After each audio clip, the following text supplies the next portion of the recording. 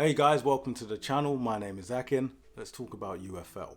UFL is the open beta for Strikers Inc., which is somewhat going to be challenging the likes of EAFC and eFootball. When I found out that UFL ran on Unreal Engine 5, I ultimately thought that it was gonna just pay like Pro Evo. Look at me still calling it PES. That's how old we are, bro. We'll still be calling that game PES. It's not PES, it's now eFootball. As far as what I am seeing, it is being received well.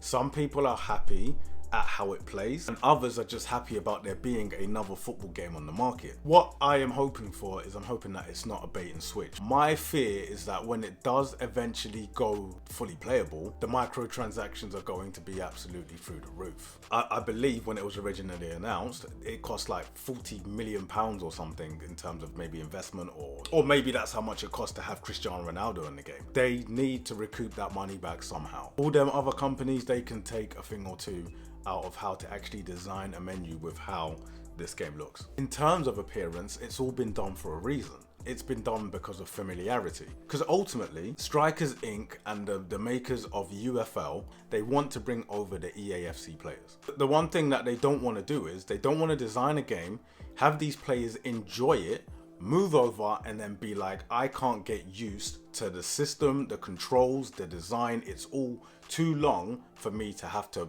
rethink all over again. Even the control scheme itself is pretty much similar to EAFC. If they would have strayed too far from what people already know, that onboarding process is people are literally going to be giving up at the first hurdle. It's done for a reason, and I think that is probably one of the smartest decisions this company could have made.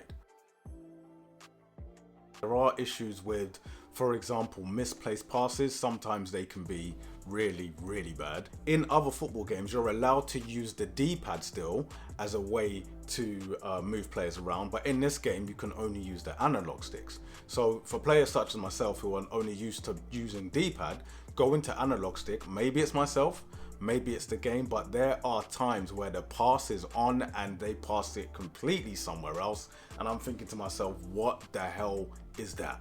The hardest thing I would say for any developer when it comes to a football game, right, is trying to get the pace right. The speed and acceleration of players is one of the hardest things to be able to get right, because if you're a fast player, once you get away from a defender, you're pretty much gone. That's how it should be. But that in itself does not transfer well over to a game. So defenders seem to somehow catch some of even the quickest strikers, and that still happens in this game too.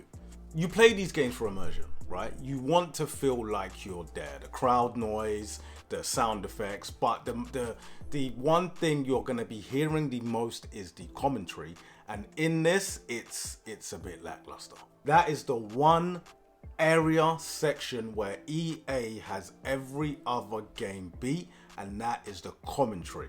I know this is going to be frustrating for some people, but in these replays, especially after a goal is scored, both of the players have to press the X button or the proceed button before it can be skipped. So if I score a goal, which I deem to be pretty good, I want to see my replay.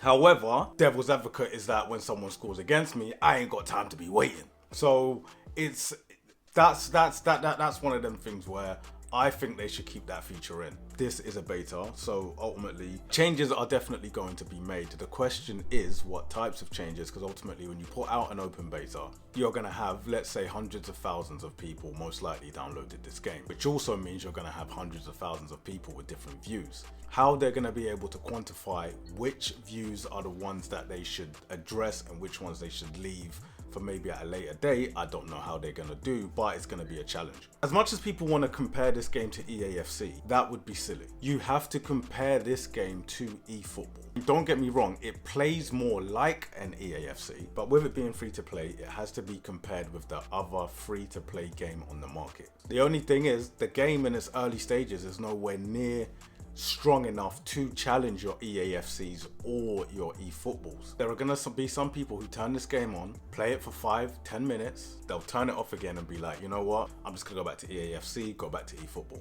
People really want EAFC and eFootball to make changes for the better to their games, then people have to support this game. Whether you like it or not, competition breeds innovation. You can't play this and say there aren't parts that this game doesn't do better than the others, because this game would have learned from the others. That's why it feels like you've been here before. They've used those games as sources of inspiration as to how to make this, and they have done a good job. But the issue is, as a football community, fans of people who love football, it needs to be understood that this game has to be supported. Otherwise, this game just falls to the wayside, and then no other company other than 2K are gonna come in and be like, all right, we are gonna be able to challenge those other ones. With them releasing an open beta now, there is a high chance, I believe, that it will probably drop before the beginning of the new season, if not before the end of this year. Are EA sweating? I don't think so, but they are definitely paying attention. There's no way EA reps or whoever are not trying out this game for themselves. They're not watching what the community are saying, what people are saying. They have designed a game which they believe is probably at the best way it can be now. However, once you put that product out to consumers, that may no longer be the case. And what makes it good is that if that is not the case based on feedback, they're able to make changes. But yeah, those are my thoughts on the game. I do think it's good. I think it's enjoyable, but I also do think that it needs to be supported by people, by the fans, by fans of football, if they want to see any change or any improvements of other games.